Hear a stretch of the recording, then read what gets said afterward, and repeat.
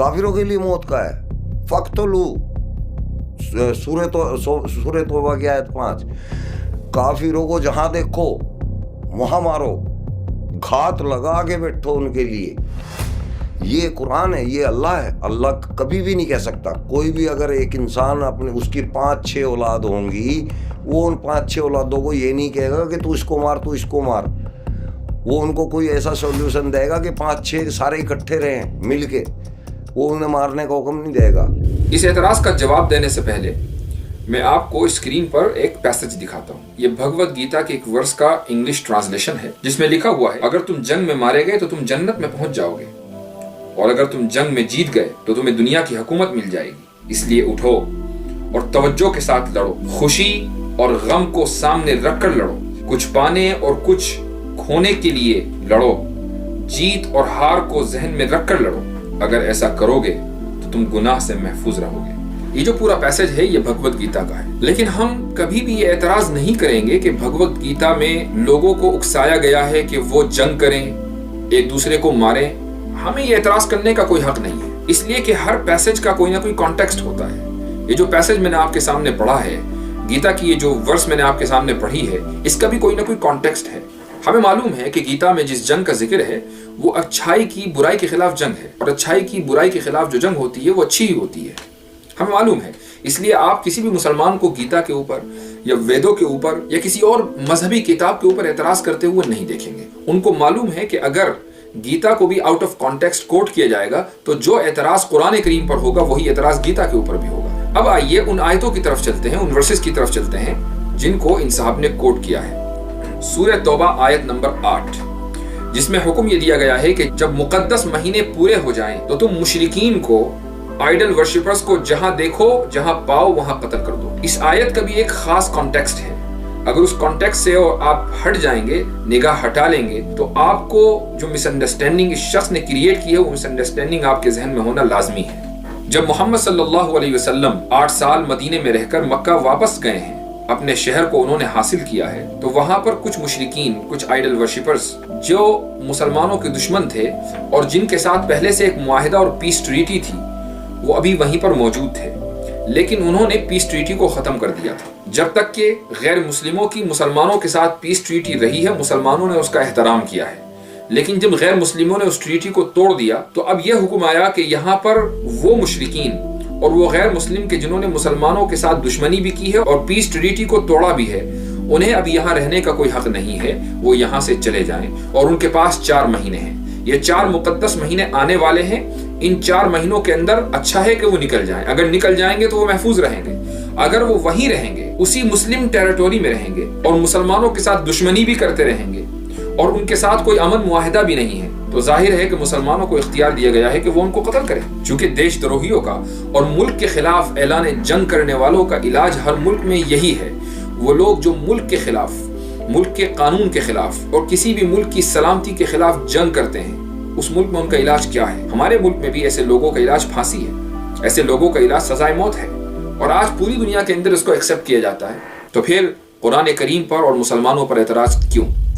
जैसे कि अभी कश्मीर में जो भी पहलगाम अटैक हुआ, ठीक है, लोगों के कपड़े उतार कर, देख कर, उनसे धर्म पूछ कर उन्हें मारा गया, ठीक है। कोई भी धर्म इसकी इजाज़त नहीं देता, ठीक है। इस्लाम में जैसे कि हम पहली बात कर रहे थे कि मतलब जो इस्लाम को नहीं मानता उसको मार दो, तो पता है वहाँ के जो आई विटनेस थे, जिन्होंने देखा, तो वो बता रहे थे कि बच्चे जिन्होंने मारा वो बच्चे थे, 15 से 20 साल के बीच के बच्चे थे। उन्होंने ज़्यादा दुनिया नहीं देखी होती, मतलब उनके दिमाग में ये भरा गया।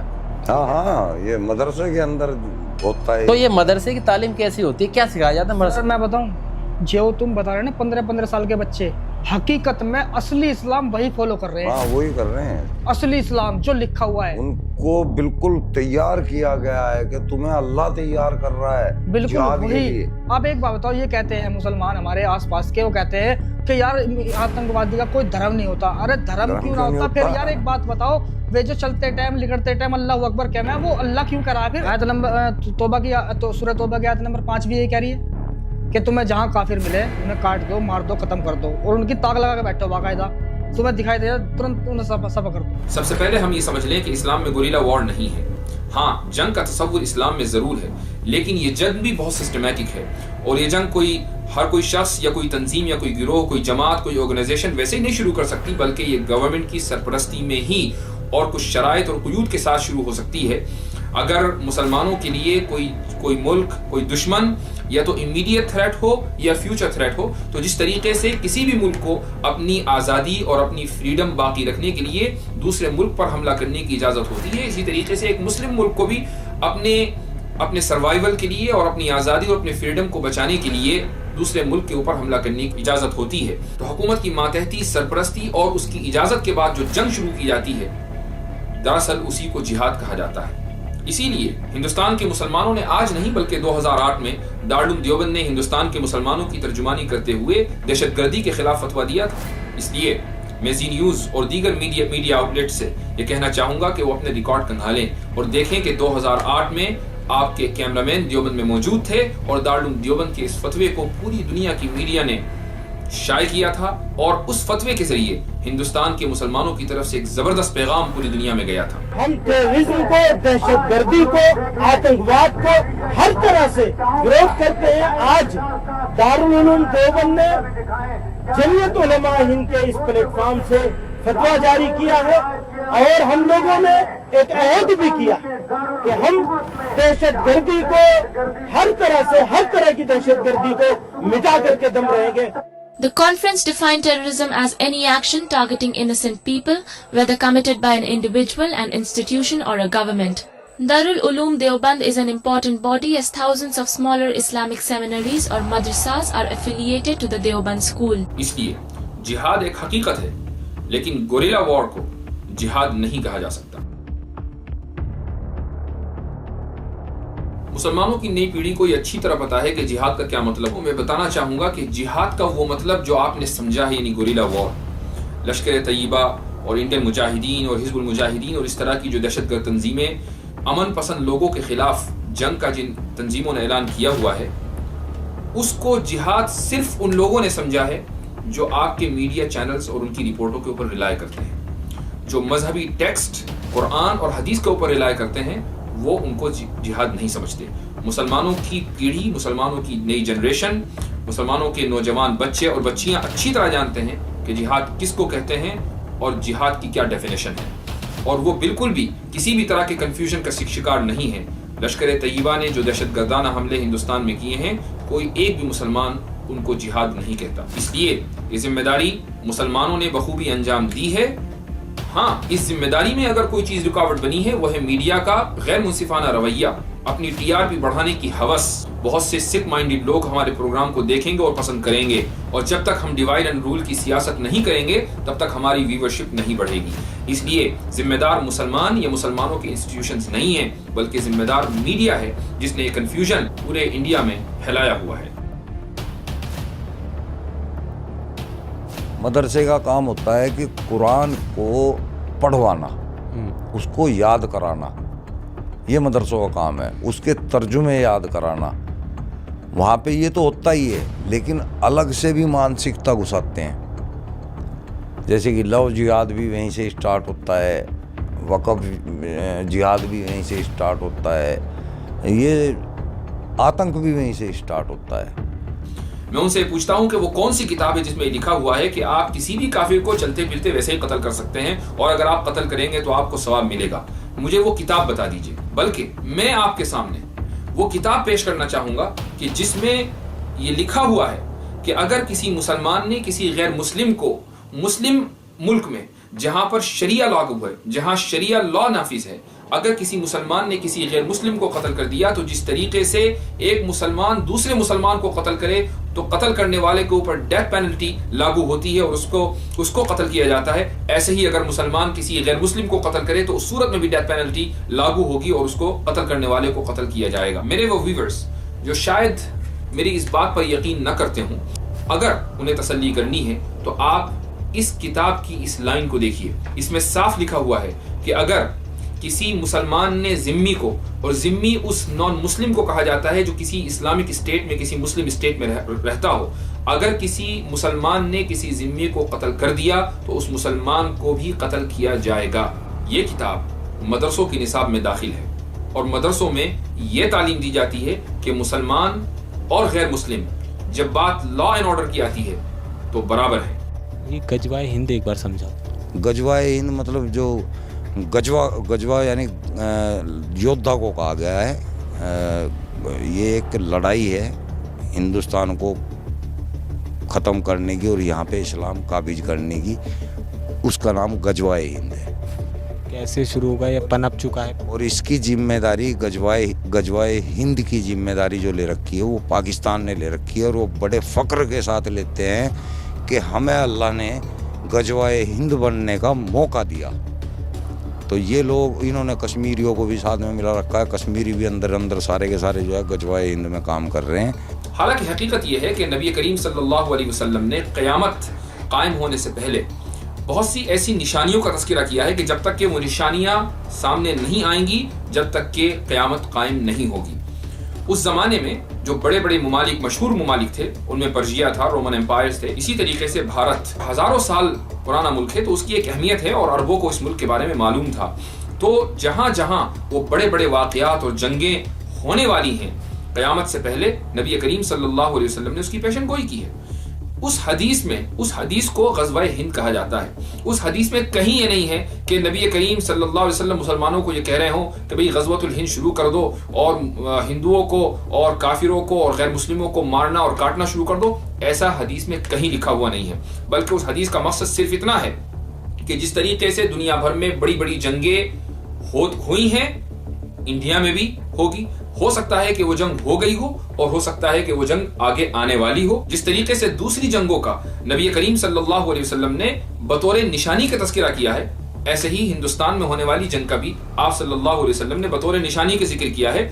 जंग को अरबी में ग़ज़वा कहा जाता है, इसलिए उस हदीस को ग़ज़वतुल हिंद कहा गया है। कुछ नहीं, इस्लाम आज की तारीख में चंदा है और कुछ नहीं है। और इस्लाम जो है मुल्लों का इस्लाम है, कुरान के ऊपर यहाँ कोई है ही नहीं। और कुरान के ऊपर जो है ना, वो कौन है, तालिबान वाले हैं, बोको हराम है, ये जितने भी बड़े बड़े संगठन है ना, ये असली इस्लाम के फॉलोवर है। जो आतंकवादी है वो असली इस्लाम के फॉलोवर है, क्योंकि इस्लाम कहता है कि जो इस्लाम को नहीं मानता उसको ख़त्म कर दो। सर, आप मेरा सवाल समझे नहीं। देखिए, मैंने शुरुआत इस तरीके से की थी कि जो इस्लाम की टीचिंग है और जो इस्लामिक जो ज़मीनी हकीकत पे जो लोग जब जो इस्लाम को कबूल करके जो उसको फॉलो करते हैं, तो क्या कहीं कोई ऐसी दिक्कत है कि जिसकी वजह से या तो वो समझ पाने में उस चीज़ को असमर्थ है? ठीक है, यही सवाल अगर मैं आपसे करूं कि जो सनातनी मॉब लिंचिंग कर रहे हैं, क्या वो अपने धर्म की वजह से कर रहे हैं या धर्म को मिसअंडरस्टैंड करने की वजह से कर रहे हैं? धर्म में ऐसा है कि मॉब लिंचिंग करो सामने वाले की? नहीं, धर्म में किसी भी धर्म में मुझे नहीं लगता कि ऐसा होता है, लेकिन कहीं ना कहीं मिसगाइडेड जो लोग होते हैं। राइट, तो जो सनातनी मॉब लिंचिंग कर रहे हैं वो आपके मुताबिक अपने धर्म को सही से उसका पालन नहीं कर रहे, उसको नहीं उनको समझे, पता नहीं, नहीं पता, उनको पता नहीं। तो यही एक्सक्यूज आप मुसलमानों के बारे में या इस्लाम के बारे में क्यों नहीं रखते? आईसिस को लेते हैं मसलन। मुझे एक बात बताइए कि आईसिस के विक्टिम्स की अगर आप लिस्ट निकालें तो जितने लोगों को उन्होंने मारा है उसमें आपको क्या लगेगा, ज्यादा तादाद मुसलमानों की होगी या ज्यादा तादाद गैर मुस्लिमों की होगी? देखिए, जहां तक मुझे पता है वो दोनों पे ही है, लेकिन दिक्कत क्या होती है कि जैसे आम गलत आईसिस ने अटैक ही किए हैं मुस्लिम ममालिक में, मसलन सीरिया में, इराक में, अफगानिस्तान में, ठीक है। ये सारी जगहों पर आईसिस के एक अटैक कहीं कोई नॉन वुल्फ जिसको बोल देते हैं वो होगा, लेकिन इनके 99% से ज्यादा अटैक्स मुसलमानों के खिलाफ। इसलिए हम ये कहते हैं कि आईसिस मुसलमानों का क्रिएट किया हुआ नहीं है, ये मुसलमानों के खिलाफ जो फोर्सेस हैं उनका क्रिएट किया हुआ है। और भाई ये ऑन रिकॉर्ड डोनाल्ड ट्रंप ने अपनी प्रेसिडेंशियल स्पीच में ये बात कही थी कि आईसिस को ओबामा ने क्रिएट किया। ये डोनाल्ड ट्रंप ने, जो अमेरिका का फॉर्मर प्रेसिडेंट है, वो ऑन रिकॉर्ड ये कहकर गया है। I call President Obama and Hillary Clinton the founders of ISIS. They're the founders. You get the MVP award. ISIS will hand her the most valuable player award. Her only competition is Barack Obama between the two. ये amazing बात नहीं है कि दुनिया में इस वक्त जहाँ पे भी प्रॉब्लम्स मेजर चल रहे हैं वहाँ पे आपको रिसीविंग एंड पे मुसलमान नज़र आता है। अफ़गानिस्तान में 20 साल रिसीविंग एंड पे रहे तो मुसलमान, कश्मीर पे आप डिसएग्री मुझसे करेंगे लेकिन जहाँ पे जो रिसीविंग एंड पे है वो मुसलमान, चाइना में योइगर अगर हम देखते हैं तो वहाँ पे रिसीविंग एंड पे है मुसलमान, हम रोहिंग्या मुस्लिम्स को देखते हैं बर्मा में, वहाँ पे रिसीविंग एंड पे हमें मिलते हैं मुसलमान, हम फ़लस्तीन में देखते हैं वहाँ पे रिसीविंग एंड पे हमें मिलते हैं मुसलमान। कि दुनिया में जिस तबके पे बदतरीन जुल्म किया जा रहा है उसी तबके को दहशतगर्द कहा जा रहा है। तो आपको ये लगता नहीं है, और ये असेसमेंट जो है ये ऑलरेडी जो रिसर्चर्स हैं ये कर चुके हैं, कि आपको लगता नहीं है ये कि इट्स इजी कि आपके पास अगर ताकत है, आप अमेरिका हैं, यूरोप हैं, कोई भी ऐसा ताकतवर मुल्क है, दुनिया में सबसे ज़्यादा असलहा आप बेचते हैं, दुनिया में सबसे ज़्यादा दहशतगर्दी आप कराते हैं, तो ये आसान है कि आप जिस पे जुल्म कर रहे हैं उसको आप जालिम के तौर पे दिखाएं। अदरवाइज आप कैसे जस्टिफाई कर सकते हैं अपने लोगों के सामने कि भाई हमने इसलिए इराक को तबाह कर दिया, इसलिए आईसिस को क्रिएट किया कि हम कर सकते हैं? उन्होंने तो यही बताना है। तो अगर दुनिया में इस वक्त जितनी भी दहशतगर्दी हो रही है उसके रिसीविंग एंड पे हमें मुसलमान नजर आते हैं और मुसलमानों को ही बड़े बड़े दहशतगर्द ग्रुप्स की सूरत में बता दिया जाता है, तो फिर ये मानना पड़ेगा ना कि दहशतगर्दी सारी दुनिया में है। फर्क ये है कि मुसलमान का दहशतगर्द मुसलमानों में भी दहशतगर्द ही कहलाता है और बाकी दुनिया में दहशतगर्द कहीं प्रेसिडेंट कहलाता है, कहीं प्राइम मिनिस्टर कहलाता है, कहीं फॉरेन मिनिस्टर कहलाता है। कर वो भी वही काम रहे हैं। एक आखिरी चीज कह के फिर मैं आपकी तरफ आता हूँ कि अभी आईसिस की बात हो रही थी।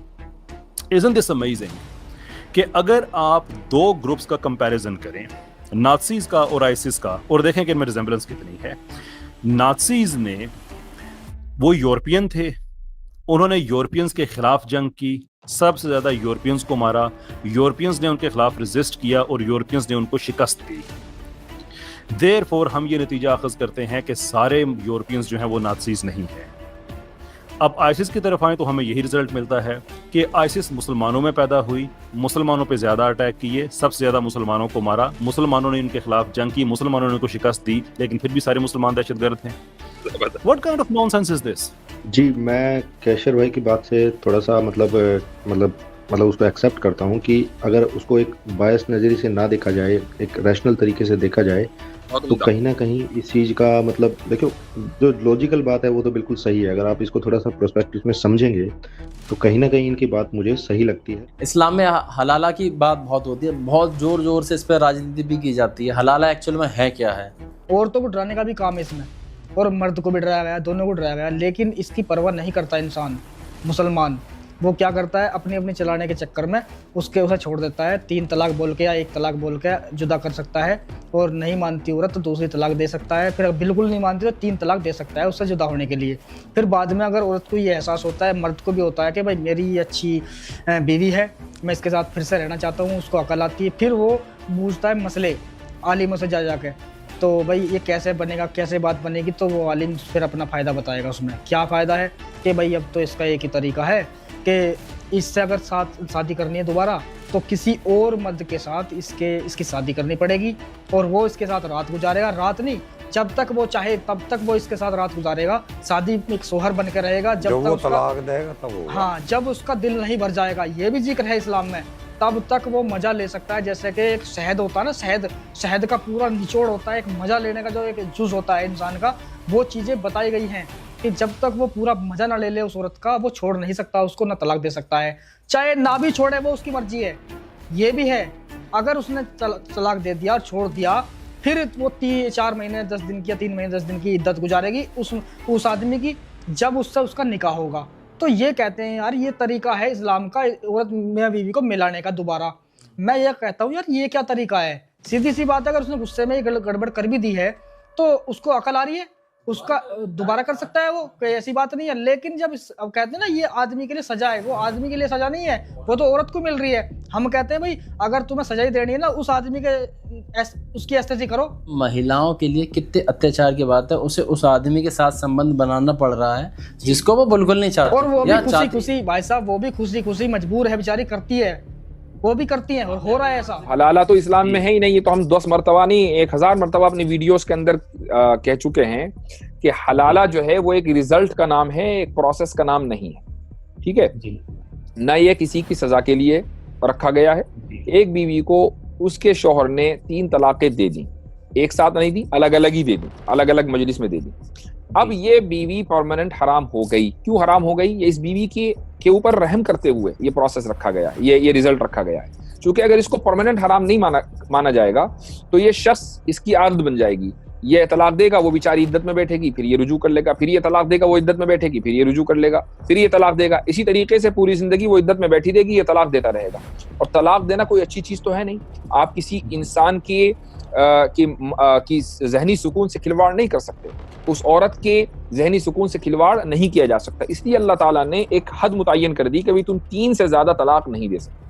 अब एक आदमी ने 3 तलाक दे दी, वो औरत परमानेंटली हराम हो गई, उसने कहीं और जाकर शादी कर ली, इत्तफाक से वहां से भी उसका निकाह खत्म हो गया, उसका हस्बैंड का इंतकाल हो गया या उसको तलाक हो गई। अब अगर वो चाहे अपने प्रीवियस हस्बैंड के पास आना तो वो आ सकती है। ये इसको हलाला कहा जाता है। इसका मतलब ये नहीं कि आप बाकायदा प्लानिंग करें, प्लॉटिंग करें, 3 तलाक देने के बाद आप किसी दोस्त को बुलाएं और कहें कि भाई तुम जरा इससे निकाह कर लो एक रात के लिए और कल को फिर मैं वापस ले लूंगा। ये तरीका तो जायज ही नहीं है, ये तो इस्लाम में हराम है। ये पॉइंट इस्लाम को ख़त्म करेगा 100%। अगर आज भी मुसलमान सुधर जाते हैं, अगर वो एक्स मुस्लिमों को एक्सेप्ट कर लेते हैं, जैसे हिंदुत्व के अंदर कोई मतलब ही नहीं है, कोई नास्तिक हो रहा है नहीं हो रहा है, कोई फ़र्क ही नहीं है। एक ही घर के अंदर रहते हैं, हिंदू भी और नास्तिक भी। एक शंकर को मान रहा है, एक हनुमान जी को मान रहा है, एक किसी को भी नहीं मान रहा, तो घर में कोई फ़र्क ही नहीं है। लेकिन हमारे यहाँ है। ये शख्स इल्जाम लगा रहा है कि इस्लाम एक सख्तगीर और कट्टरता फैलाने वाला मजहब है। दरअसल उन लोगों को इस्लाम बहुत सख्तगीर और कट्टर लगता है जो डिसिप्लिन के आदी नहीं होते। इस्लाम एक कट्टर मजहब नहीं है, बल्कि एक डिसिप्लिन वाला मजहब है। और अगर किसी को डिसिप्लिन देखना हो तो हमारी मस्जिदों में किसी वक्त भी आ जाए। हम अपनी मस्जिदों में दिन में 5 मरतबा जमा होते हैं और वहाँ खड़े होकर वो सिर्फ 5 मिनट के लिए देखें कि किस डिसिप्लिन के साथ हम अपनी इबादत करते हैं। एक क़िबले की तरफ, एक डायरेक्शन की तरफ, एक आदमी के पीछे खड़े होकर नमाज पढ़ते हैं, एक साथ खड़े होते हैं, एक साथ झुकते हैं और एक साथ सजदा करते हैं और एक ही चीज़ पढ़ते हैं। इस डिसिप्लिन के साथ हर रोज़ दिन में 5 मरतबा हम अपने अल्लाह के सामने हाजिर होते हैं।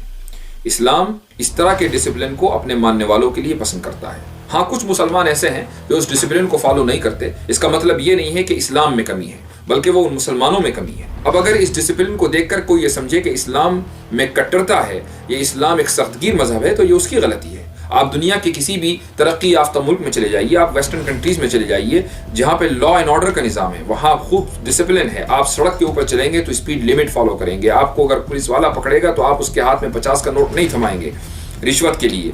ऐसे मुल्कों में जब हम लोग जाते हैं और हम अपने हिंदुस्तान की करप्शन का हाल देखते हैं और सोचते हैं कि अगर सड़क पर हमें कोई पुलिस वाला पकड़ लेता है तो हम आराम से 100 रुपए देकर किसी भी जुर्म से बच सकते हैं, जब हम इस सूरत हाल का उन वेस्टर्न कंट्रीज से या तरक्की याफ्ता मुल्कों से कंपैरिजन करते हैं तो हमें लगता है कि उन मुल्कों में बहुत सख्तगिरी है। हमें लगता है कि वो मुल्क बहुत कट्टर हैं, जो बहुत ज़्यादा स्ट्रिक्ट लॉ फॉलो करते हैं, बहुत ज़्यादा स्ट्रिक्टली लॉ को इन्फोर्स करते हैं। लेकिन चूँकि हम एक करप्ट माहौल से आए हैं, हम ऐसे माहौल से निकले हैं जहाँ हमें आदत है करप्शन करने की और करप्शन फैलाने की, इसलिए हम उन मुल्कों को कट्टर कहते हैं। जबकि रियलिटी ये है, हकीकत ये है कि वो मुल्क डिसिप्लिन्ड है। यही फ़र्क है।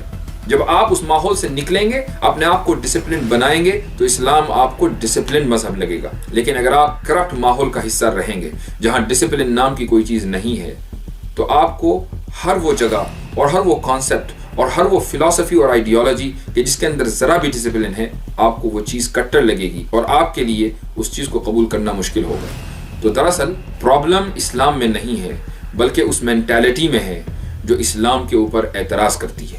कि अगर कोई इस्लाम से किनारा करता है तो उससे मुसलमान दुश्मनी कर लेते हैं, और ये वो खुद नहीं करते, ये स्क्रिप्चर है कुरान के अंदर, ये स्क्रिप्चर है, लिखा हुआ है कि अगर तुम्हारे माँ बाप भाई भी इस्लाम को फॉलो करने से पीछे हट रहे हैं तो उनसे मुतालबा ख़त्म कर दो, बिल्कुल उनसे बातचीत तक बंद कर दो, हो सके तो उनके साथ लड़ो, मारने तक का हुक्म दे दिया है। तो ये चीज़ नंबर 1 इतनी डेंजर है कि मेरे ख्याल से इस्लाम को ख़त्म करने में सबसे बेहतरीन यही पॉइंट रहेगा।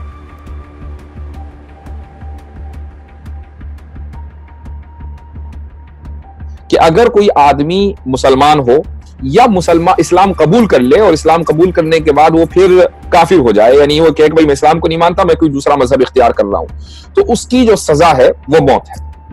ये एक फैक्ट है, हमें इसका इंकार नहीं करना है और ये इस्लाम में मौजूद है।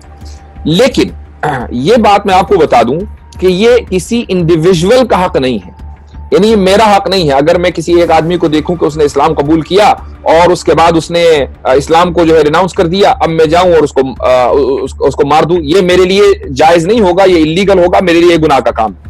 किसी भी इंसान के लिए गुनाह का काम है। ये इंडिविजुअल राइट नहीं है, बल्कि स्टेट राइट है, और उसका मैं प्रोसेस आपको समझाता हूं। मिसाल के तौर पर एक आदमी इस्लाम कबूल करने के बाद या वो बॉर्न मुस्लिम है और वो मजहब जो है वो छोड़ देता है, वो ये कहता है भाई मुझे तो कुछ और इख्तियार करना है, क्रिश्चियन बनना है या जू बनना है, कुछ भी बनना है, तो ऐसा नहीं है कि एकदम जो है उसको सजा दे दी जाएगी, बल्कि जो प्रोसेस है वो ये है कि जब ये साबित हो जाए कि ये आदमी अपोस्टेट बन चुका है, तो अब उसको 3 दिन की मोहलत दी जाती है। 3 दिन में उसके जो डाउट्स हैं इस्लाम के ताल्लुक से, वो उसको क्लियर करने का मौका दिया जाता है। और अगर वो 3 दिन में मुतमईन ना हो और उसके डाउट्स क्लियर ना हो और ये साबित हो जाए कि भाई ये आदमी इसको प्रॉब्लम इस्लाम से नहीं है, बल्कि ये एक निजाम को, जो एक एस्टैब्लिश्ड ऑर्डर है, उसके खिलाफ बगावत करना चाहता है, तो अब उसके ऊपर सजाए मौत जारी होगी और ये स्टेट देगा। और ये सजाए मौत सिर्फ मर्द के ऊपर जारी होगी, औरत के ऊपर जारी नहीं होगी। औरत को सजाए मौत नहीं दी जाएगी, ये फर्क है। अब आपको मैं बताऊं कि जो मॉडर्न लॉ है, अगर मान लीजिए आप कोई जुर्म करते हैं, तो कोई भी किसी भी दुनिया के किसी भी मुल्क में चले जाइए, उस जुर्म के साबित होने के बाद आपको 3 दिन तो क्या 3 घंटे की भी मोहलत नहीं दी जाती। आप ये नहीं कह सकते कि भाई मैंने जुर्म तो कर लिया, लेकिन मैं जो हूं माफी मांगता हूं और आप मुझे छोड़ दो, ऐसा कहीं नहीं होता। जुर्म अगर साबित हो गया तो सजा मिलनी ही है हर हाल में, ठीक है। तो ये एक तो मैंने आपको प्रोसेस बताया। अब मैं आपको थोड़ा सा और आगे लेकर चलता हूं, लेकिन उससे पहले मैं आपको 2-3 मुल्कों के कवानीन बताना चाहूंगा। हमारे मुल्क में, इंडिया में, एक आईपीसी सेक्शन 124 है। आईपीसी सेक्शन 124 जो है ये सेडेशन लॉ है, ठीक है। सेडेशन लॉ आप आजकल बहुत खबरों में आ रहा है। जेएनयू के जो स्टूडेंट्स है, क्या नाम था उसका, कन्हैया कुमार है या उमर खालिद वगैरह है, इन लोगों के ऊपर जो है सेडेशन चार्जेस लगे हुए हैं। भाई क्या इनका जुर्म है? इनका जुर्म ये था कि इन्होंने जो है जेएनयू में एक जमाने में 2-3 साल पहले जो है वो नारे लगाए थे कि हमें आजादी चाहिए। तो गोया कि जो एक एस्टैब्लिश्ड ऑर्डर है, यानी जो मुल्क है, उसके खिलाफ इन्होंने बगावत वाले नारे लगाए थे, इसलिए इनको ऊपर सेडेशन चार्जेस लगा दिए गए। अब आप ये देखिए कि जो सेडेशन चार्जेस हैं उसकी सजा क्या है इंडिया में। इंडिया में जो उसकी सजा है वो ये है कि या तो उम्र कैद होगी, अगर डिपेंड करता है कि किस तरह का सेडेशन है, तो या तो उम्र कैद होगी या 3 साल विद जुर्माना, और या फिर सिर्फ जुर्माना। ये तो है इंडिया का लॉ।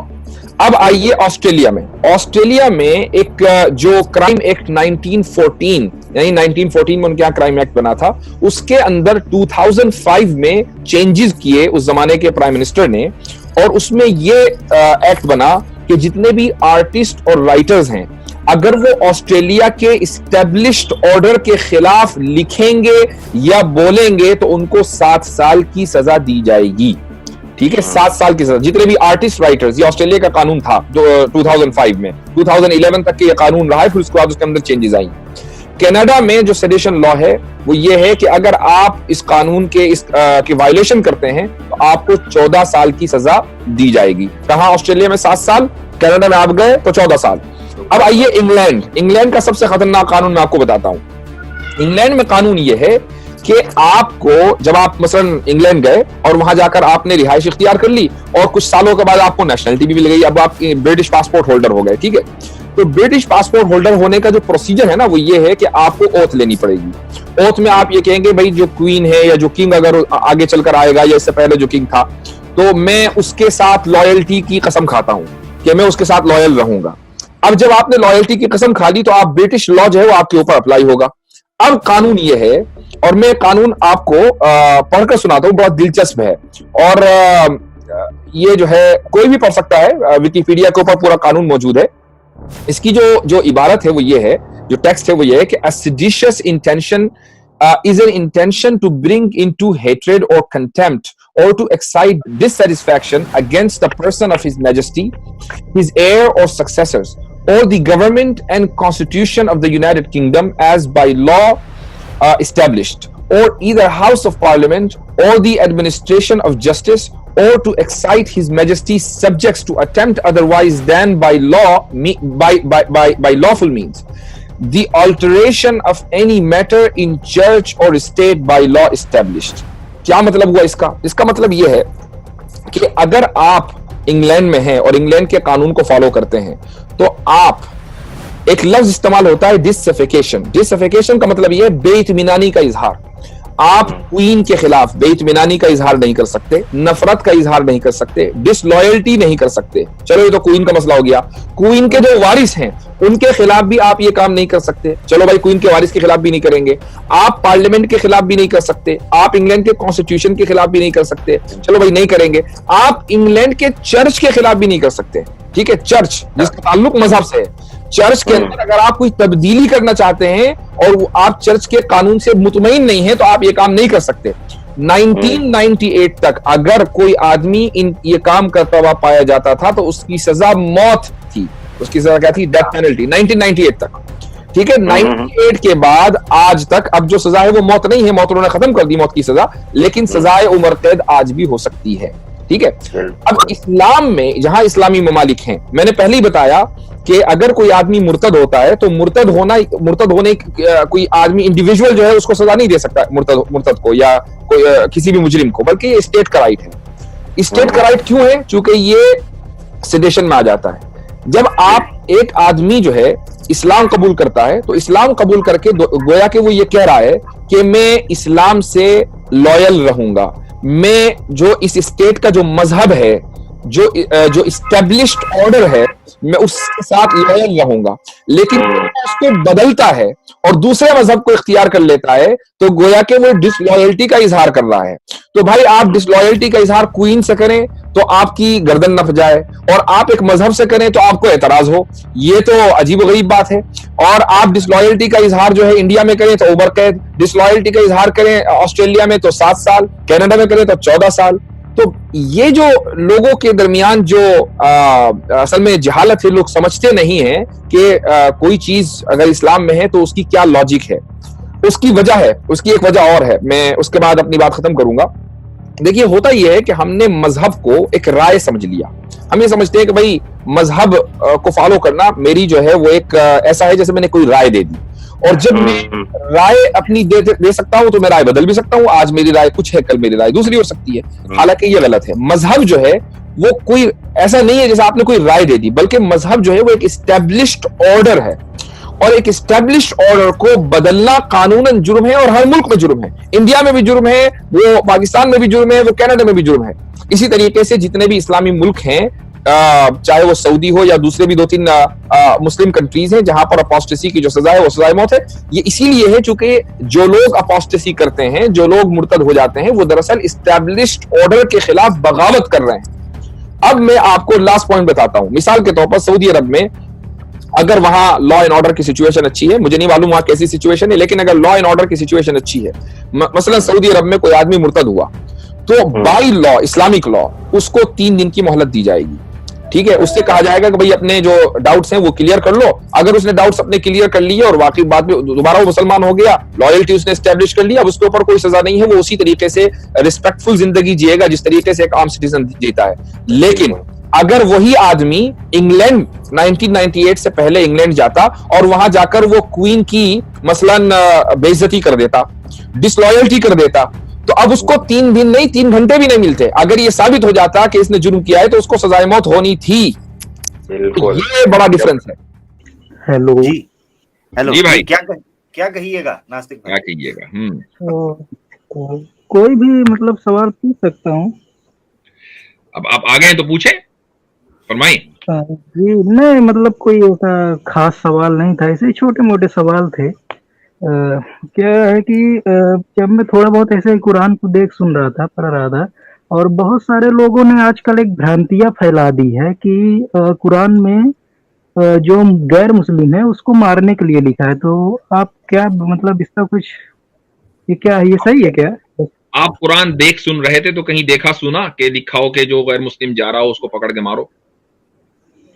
जैसे उसमें लिखा तो है कि काफिरों को मारना है। किसमें? कुरान में। किस जगह?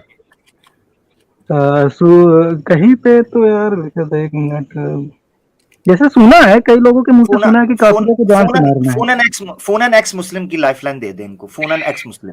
जी जी अच्छा, चले इस सवाल के अलावा कोई दूसरा सवाल है? असल में ये सवाल जो है वो इतना ज्यादा बोर करने लगा मुझको अब कि अच्छा एकदम जो है नहीं, कहीं पे लिखा था जैसे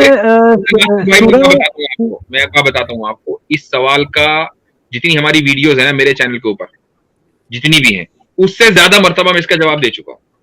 तो अब अगर जैसे मैं सुनिए सर, मैं बहुत सारे मौलानाओं से भी मैंने ये सवाल पूछा, तो वो बोलते हैं कि हाँ, वो क्लियर कट जवाब देते हैं, बोलते हैं कि हाँ बिल्कुल लिखा है, काफिरों को मारने के लिए लिखा है, लेकिन ये उस समय के लिए था, इस समय के लिए नहीं है। तो क्या आप इससे इत्तेफाक रखते हैं?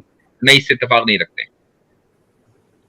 जो मौलाना आपसे ये कहता है ना, जो मैं सुन लीजिए, जो मौलाना आपसे ये कहता है कि ये उस समय के लिए था और इस समय के लिए नहीं है, उसको कुछ नहीं पता। ये तो क्या ये आयतें मनसूख नहीं है। हाँ, इनका बैकग्राउंड है, ये आप जरूर कह सकते हैं कि इनका खास बैकग्राउंड है, उस बैकग्राउंड के बगैर आप उस इन आयतों को नहीं समझ सकते। I am sorry sir, Urdu में बात न करें, मेरे को उर्दू नहीं आती। मनसूख मतलब क्या हुआ? Sorry, abrogated. तो आपका कहने का मतलब है कि ये आयतें कोई मतलब कि इतनी खास मायने नहीं रखती, इनको नलीफाई कर दिया गया है ना? नहीं भाई, मैंने ये नहीं कहा, एग्जैक्ट ऑपोजिट कहा है, एग्जैक्ट ऑपोजिट कर दिया आपने। मैंने ये कहा है कि ये एब्रोगेटेड नहीं है। यानी ये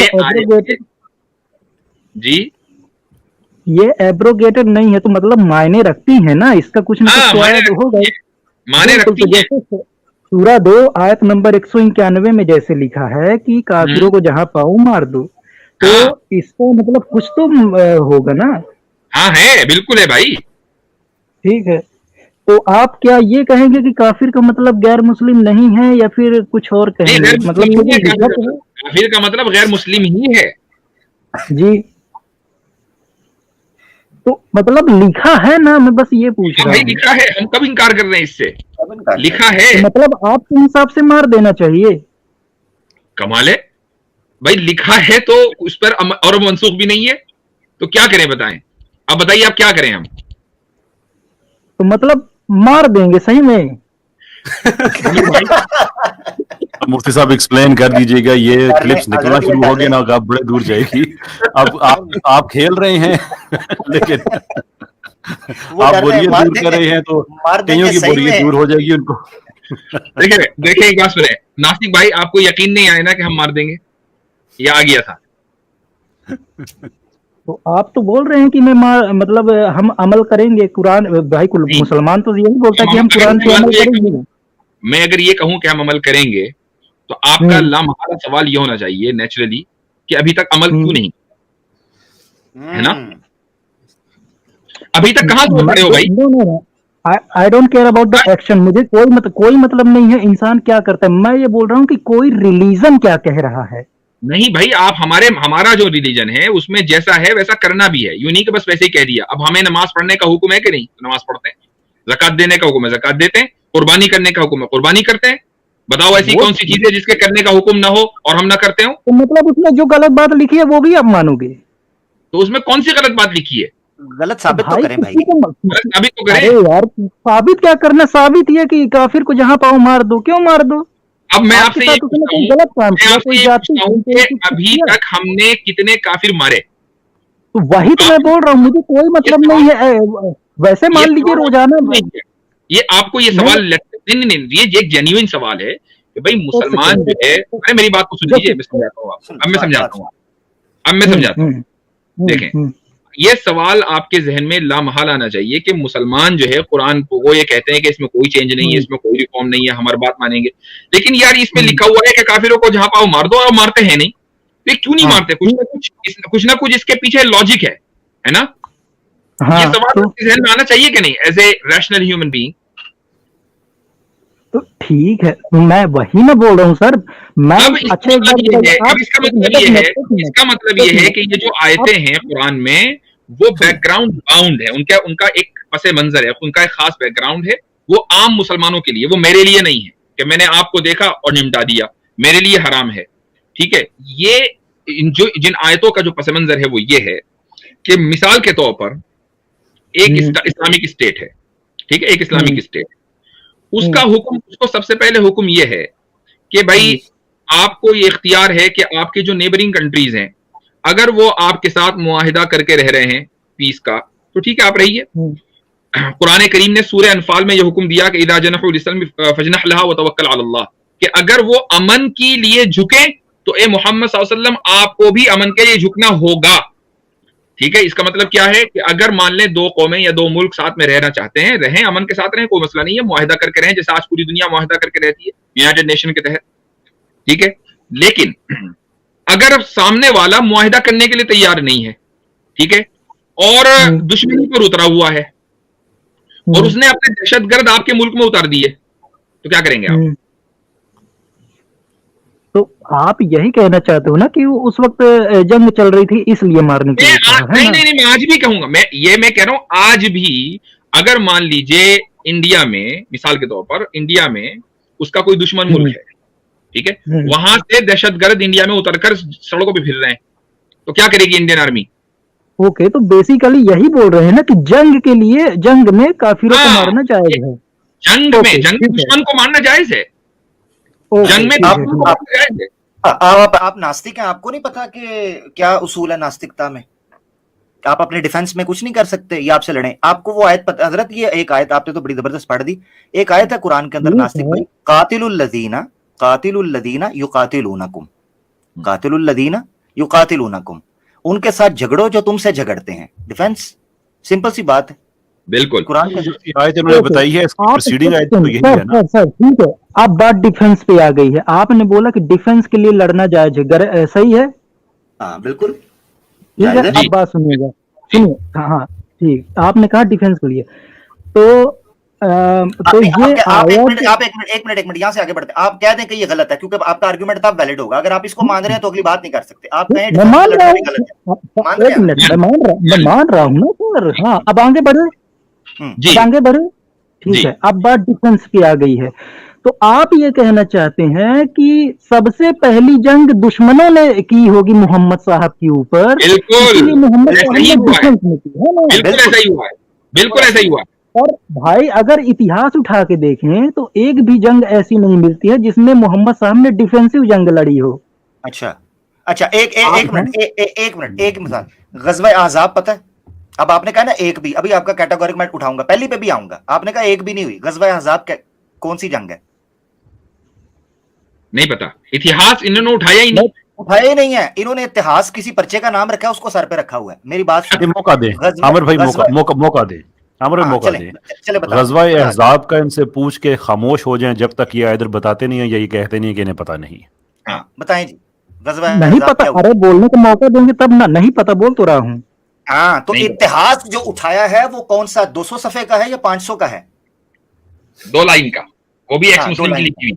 हाँ, अब गज़वा अहज़ाब का नहीं पता। अच्छा, आपको पता है जो जो गज़वा खैबर हुआ है वो क्या हुआ है, पता है उसका? नहीं। बनुल मुस्तालक पता है आपको? गज़वा बनी मुस्तालक पता है आपको? नहीं, बस तो फिर क्या करें? अब आप कह रहे हैं एक भी नहीं हुआ ऐसा जिसमें डिफेंस के लिए हुआ हो। पहले आपको मोहम्मद साहब की पहली जंग कौन सी थी? मैदान बदर जो है वो, अब चले पहली पे आ जाता है, मैदान बदर जो है वो मक्का में है। नहीं पता, वो भी नहीं पता। अरे आप ये तो बताइए, मोहम्मद साहब की सबसे पहली जंग कौन सी थी? अच्छा, एक मिनट, इसका जवाब दीजिए ना, मैदान बदर कहाँ है? मक्का में? मुझे नहीं पता। बस मैं बोल तो रहा हूँ, मेरे को इस्लाम की कोई ज्यादा जानकारी नहीं है, मैं बस थोड़ा बहुत यहाँ वहाँ आप मेरा मजाक बना रहे हो, लेकिन मैं इधर आउट ऑफ क्यूरियोसिटी आया हूँ बस। नहीं, विक्टिम कार्ड नहीं। नास्तिक मेरी बात सुनिएगा, बड़ा हौसले से सुनिएगा ना, आपका मजाक उड़ाए, आप खुद पीछे जाकर सुनिएगा, पब्लिक जनता सुन रही है। आपने जिस तरीके से आर्ग्यूमेंट रखा है, आपने कहा इतिहास उठा के देखिए, कैटेगोरिकल और इतनी एब्सोल्यूट स्टेटमेंट आपने दी कि गोया यूं लगता है आप पूरी सीरत और तारीख की किताबें पी के घोल के हजम करके बैठे हैं। हमें तो ये लगा कि आपके पास घनी ज्ञानी है आप, मगर आपने कहा आपको पता नहीं। हाँ, तो बदर आप कहाँ खुश हुए? है ना, यानी आपका मजाक नहीं उड़ाया जा रहा। आप ये कहते हैं कि भाई मैंने ये मैं सुना है। मजाक की नहीं क्या बात कर रहा हूँ आप भाई, मैं बोल तो रहा हूँ, मेरे को इस्लाम की ज्यादा कोई समझ नहीं है, मैं बस आउट ऑफ चलिए, ठीक क्यूरियोसिटी है, आपके बहुत पास अच्छा, आया बहुत हूँ। अच्छा, चलिए, सही है, सही है, सही है, बहुत अच्छा। कैसर भाई, ग़ज़वा बदर के ताल्लुक से आप कुछ ऐड करना चाहें ताकि हमारे भाई के इल्म में इजाफा हो जाए? जी। इसको मैं एक क्वेश्चन के फॉर्म में मैं पूछता हूँ कि लेट अस से कि जंग हो जाती है यूके की और जर्मनी की, और जंग का जो मैदान है वो म्यूनिख है। तो अब क्या यूके वाले कह सकते हैं कि जर्मनों ने हम पे अटैक किया था?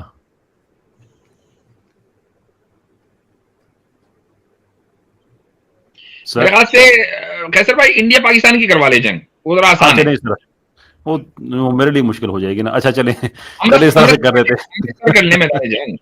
चलें इस तरह से कर लेते हैं कि इंडिया पाकिस्तान चाइना इंडिया की की, अगर इंडिया चाइना की चाइना की करवा करवा लें। हाँ वो तो चले, बड़ा काम बड़ा जबरदस्त हो गया ना। अभी एग्जैक्टली ये जो आपका जो है इलाका कश्मीर का जो भी चाइना के पास है, लद्दाख लद्दाख का इलाका है। अब हम ये कह सक, अगर चाइनीज ये कहें कि इंडिया ने हम पे अटैक कर दिया है, तो ये क्या एक्सेप्टेबल बात होगी गिवन द फैक्ट के लद्दाख पे आके चाइना ने कब्जा किया? लड़ाई जो हुई वो भी लद्दाख में हुई। जी भाई नास्तिक बोले। जी जी ठीक है, तो मतलब आपका कहने का है कि डिफेंस के लिए है ना, काफिर काफिर को कहने का मारना। मतलब ये है कि बदर जो है मक्का में नहीं है, लश्कर मक्का से चल के गया था अटैक करने के लिए, और लड़ाई बदर के हुई थी, चाहे बदर के पास वो मदीना के पास है। तो जब आप ठीक कहते है, हैं ना कि एक भी जंग ऐसी नहीं हुई प्रॉफिट की जो डिफेंसिव हो, तो आपसे जितनी पूछी जा रहे हैं वो सारी की सारी डिफेंसिव निकलती आ रही हैं। तो फिर आप इतना बड़ा क्लेम देखें, आप ना क्लेम करें ना, आप कहें मैं जानना चाहता नहीं, हूँ। तो बहुत अच्छा, सारे एक चीज लोगों ने और है। मुझसे बहुत सारे लोगों ने मुझसे ये भी कहा है ना कि मोहम्मद साहब ने बुत बुत परस्ती करने वालों के ऊपर अपनी तरफ से मतलब अटैक किया था। ये इतिहास अगर ये ऐसा बहुत सारे होता, देखें अगर ऐसा होता ना नास्तिक भाई, तो मुसलमान इस वक्त सारी दुनिया में बुत परस्तों के ऊपर अटैक ही कर रहा होता, आप कुछ ना कर पाते। चूंकि और आप अच्छा, हिंदू जो हमारे इंडिया में बसने वाले बुत परस्त हजरात हैं, बुतों की पूजा करने वाले, ये लफ्ज मैंने खास इसलिए बोला है चूंकि बुत परस्त रसूलुल्लाह सल्लल्लाहु अलैहि वसल्लम के जमाने में भी थे, आइडल वर्शिपर्स। तो उनको तो ये एतराज करना ही नहीं चाहिए। क्यों? उसकी वजह यह है कि आप एक जमाने में 900,000 साल तक मुस्लिम रूल में रह चुके हैं। आप ये कह दें कि नहीं जी आज आपके पास ताकत नहीं है, भैया तो पहले तो थी ना, 1000 साल तक थी। तो 1000 साल में आखिर क्या वजह थी कि मुसलमानों ने कुरान के इस हुक्म पर अमल नहीं किया? अगर ये कुरान का हुक्म था तो इस पर अमल होना था। इसका मतलब ये कि कुरान का किया तो भाई, जैसे इंडिया में ही देख लीजिए, आप देखिए, आप कुछ भी कह लीजिए, लेकिन हिस्ट्री तो गलत नहीं हो सकती ना, कि इंडिया में ही बहुत सारे मुगलों ने आके कितने सारे मंदिर जड़ाए, तक्षशिला को जला दिया, हुक्म आम है। सुनिए, देखिए मैं अब हिस्टोरिकल डिबेट में नहीं जाना चाहता, ये बहुत बोरिंग है मेरे लिए, इसलिए कि इसको इतनी मतलब डिबंक कर चुके। पॉइंट ये है कि अगर ये हुक्म ये होता कि मुशरिक को जहां पाओ वहां मारो, तो क्या सारे हिंदुओं का जेनोसाइड नहीं हो गया था? तो हुआ मान लो मान लीजिए अगर मेरी बात सुन लीजिए, मान लीजिए अगर 1000 मंदिर थे, 1000 में से 100 गिरा दिए, तो हम तो सवाल ये करते हैं कि 900 क्यों नहीं गिराए? अगर ये हुक्म था, आज भी आप पूरे आपने सवाल पूछा तो जवाब तो दूंगा। जी मेरी सुन लीजिए, पाकिस्तान, इंडिया, बांग्लादेश, इसमें मुसलमानों की तादाद एक कर लें, मसलन एक मान लें, उसके बावजूद भी गैर मुस्लिमों की तादाद ज्यादा है। तो इसीलिए तो अभी कुछ नहीं हो रहा है ना। चलो, और कुछ नहीं हुआ तो ये तादाद ज्यादा है ना, ये समझा रहे हैं। अच्छा ये है। हाँ नास्तिक, आपको ना मादरत के साथ आपने आके बहुत बड़ा क्लेम किया। मेरा भाई अभी आपसे 2-3 सवाल पूछूंगा, फिर आप ब्लैंक होके कहोगे मुझे नहीं पता ना, मुझे बता। तो भैया आपको नहीं इतिहास का पता, आई एम रियली सॉरी। अभी मैं आपसे पूछूं एक सवाल और, ये तो बदर जंगे बाद बहुत हुई हैं, मुझे ये बताओ वो क्या जरूरत पड़ी थी मक्का को छोड़ने की, मुझे बताओ। अरे भाई मैंने इतना ज्यादा हदीस कुरान नहीं पढ़ा है, मैं बस ठीक है, समझ गया। इसका मतलब ये है, आप पूछने आए थे ना, आपका अंदाज पूछने वाला नहीं था, नेक्स्ट टाइम आइएगा पूछने के लिए। मक्के से निकलना ही साबित करता है कि वो सारे का सारा प्लान डिफेंस था। अगर 13 साल तक वो लोग, इतनी बुनियादी ये चीज है ना कि जिसने थोड़ी सी भी हिस्ट्री पढ़ी है नबी पाक सल्लल्लाहु अलैहि वसल्लम की, वो बता सकता है कि 13 साल तक वो लोग सर्वाइवल की जंग लड़ते रहे हैं मजबूरन। जब उनको काटा गया, पीटा गया, निकाला गया, उनके ऊपर जमीन तंग की गई, उनका कारोबार बंद किया गया। शेब अबी तालिब के 2.5-3 साल उनके ऊपर दवाइयां, खाने पीना, पानी, रिश्ते नाते, कारोबार, तिजारत, हर चीज बंद कर दी, इबादत के दरवाजे बंद कर दिए। रोड पर नमाज पढ़ते थे इसी तरह जिस तरह आज का हम इंडिया के अंदर वाकया देखते हैं। उनको थप्पड़, ओजरी, उनको धक्के, पत्थर मारने, कंकर, ये सारे हुए। मेरा भाई, इससे बड़ी कोई दलील नहीं है कि मुसलमानों ने जो आवाज उठाई अपने डिफेंस में उठाई, वरना मक्का में ही रहते और वहां लड़ते ना। आप निकले हैं, बहुत शुक्रिया। इतिहास पढ़ लो, एक्स मुस्लिम से ना पढ़ो, ना किसी और से सुनो, खुद पढ़ लो।